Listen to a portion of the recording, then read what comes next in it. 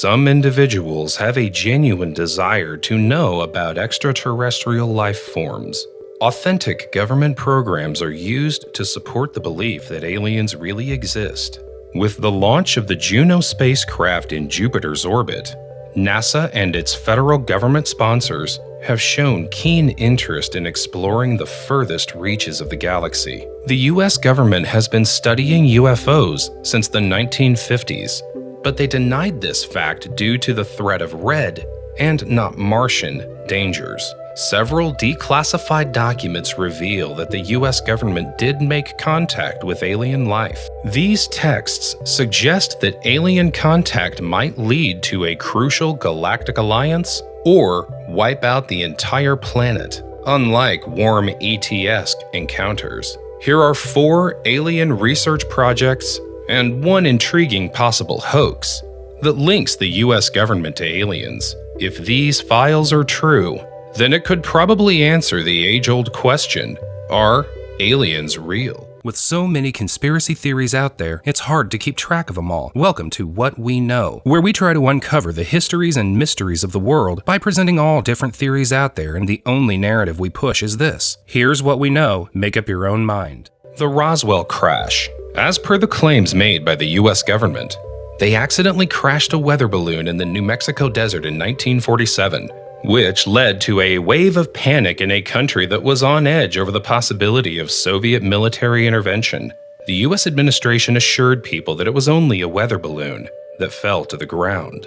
People who were not convinced earlier, nearly 30 years later, started to generate ideas claiming that the Roswell incident wasn't the result of a fallen weather balloon, but rather a real-life encounter with extraterrestrial life. The residents of the place where the crash happened claimed they had never seen the type of debris that was found at the crash site. According to the official documents released by the FBI, the crashed weather balloon was disc-shaped and measured 20 feet in length. Post-crash, the object was taken to Dayton, Ohio's Wright-Patterson Air Force Base for analysis. Since Wright-Patterson was set up, it remains the largest and most complicated military site in the United States. Also, one of the finest bases at preserving secrets. Since the FBI maintained the account that it was a weather balloon crash, no further investigation was carried out in this matter. J. Edgar Hoover, FBI director at the time, still wanted to keep up with future investigations and projects,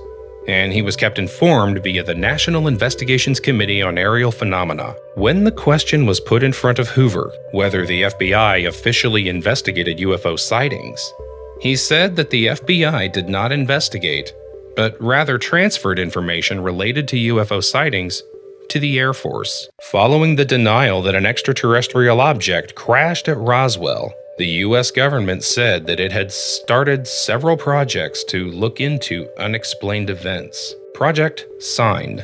The Air Force launched Project Sign from January 1948 to April 1949 in order to investigate enigmatic flying objects. The process was launched to analyze reports of sightings from both government and non-government sources. The headquarters of Project Sign was located at Wright-Patterson Air Force Base. The first sightings were made by Air Force pilots when they observed unidentified aircraft chasing their planes. The unidentified aircraft were initially termed Foo Fighters. One of the agitated Air Force pilots stated it, the UFO, was another one of those fucking Foo Fighters. Since there were not many reports, investigators were able to explain all of the reports. Initially, the project only accepted tips provided directly to the base. Project Sign had only accumulated a few dozen official reports, while newspapers of the era got 1,500 reports throughout the span of 2 weeks. The Pentagon received a report near the 7-month project's end,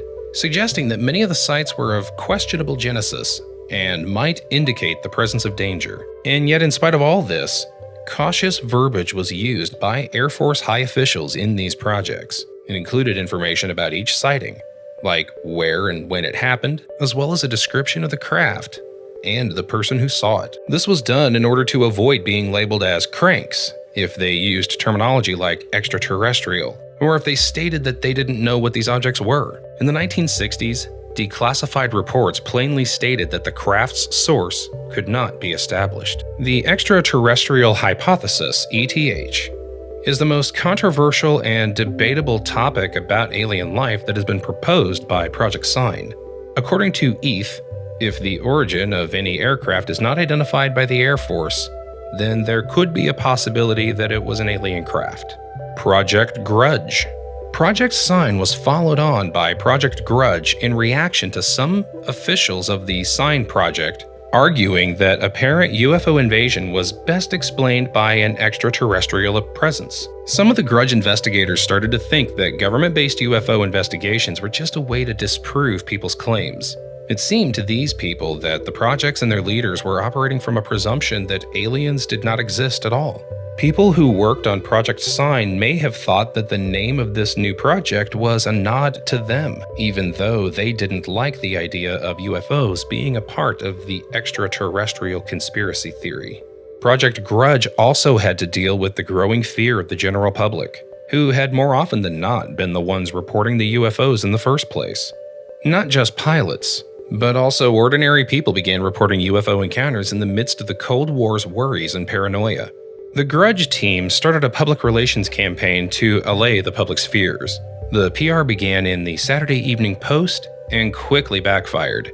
Grudge employees reasoned that if they discussed these flying saucers openly, then public curiosity would decrease. Project Blue Book. A more broad-minded project was launched by Air Force Captain Edward J. Ruppelt, a former member of Project Grudge. After Project Grudge faced criticism, the new project was termed Project Blue Book. The project had two following goals: to determine if UFOs constituted a threat to national security, and to scientifically examine any evidence the Air Force collected. In 1952, Ruppelt joined Air Force soldiers and got underway. Reports of around 13,000 UFO sightings were received by the project between 1952 and 1967. But half of the reports were not technically explained. If Project Blue Book officials had not removed likely or possible sightings from the list in an attempt to get more accurate UFO sightings, then this figure may have been far higher according to some critics. However, in 1969, after NASA successfully landed on the moon, Project Blue Book was shut down by the Air Force and the National Academy of Sciences. The reason for the shutdown of the project was that the project research was deemed unworthy of funding and support. Later, the government made the records available to the general public, but after a few years, the authorities reclassified them so that amateur ufologists could not harass the witnesses of the sightings in the name of continuing investigations. At the end of the project, 12,618 UFO reports were reported, out of which the majority of the sightings were natural phenomena misinterpreted as extraterrestrial objects. The rest of the unexplained events remained as one of the most high-profile hoaxes of all time. The Blue Planet Project. The one autopsy video that surfaced in the 1990s claimed to be an alien autopsy video shot right after the Roswell tragedy. This footage is the most well-known hoax of all time. In March 1991, during the International UFO Conference in Arizona, a handwritten document was surfaced that revealed an agreement between the United States government and extraterrestrials. Also, the documents included details of previous alien visits. The origins, writers, or messengers of the documents remain a mystery. Even though the document seems to be fake, the time it took to create its constituent parts makes it intriguing to study. These documents hint about the relations between the US government and the aliens, and also give us sketches of what these alien races appear to be. The documents also include details on what happens during an alien abduction, and how information from alien experiments is sent back to the United States. According to the document, the US has approved the use of humans and animals for this kind of research. The task of reporting and acting according to the situation when the aliens communicate is assigned to MJ-12. According to the documents, people in MJ-12 have to directly report to the president, while surpassing all government bodies during any alien invasion. According to the Blue Planet Project, MJ-12 is determined to keep the treaty confidential, even if it means death. President John F. Kennedy was also assassinated by MJ-12, according to the document, because he planned to publicly disclose the details of the treaty between the US government and aliens. Description of an alien: approximately 3.5 to 4.5 feet tall, with a head large in comparison to the body by human standards, a vague nose, large eyes, small fissure for the mouth or no mouth at all, no earlobes, appear to be basically hairless. They have no teeth, no GI system, arms are long and thin reaching down to the knees, fingers and no thumbs, no reproductive organs, no blood as we know it, more gray in color. Under microscope, the skin appears to be mesh-like in quality. Lifespan is unknown. Reason behind alien abductions: humans are abducted by aliens for research and study purposes. Aliens lack emotions, and their emotional aspects are indifferent to humans. This is stated in alien psychology as recorded in Blue Planet. According to a theory, psychopathic aliens may not be able to raise their own children, so they kidnap human women to learn how to do it.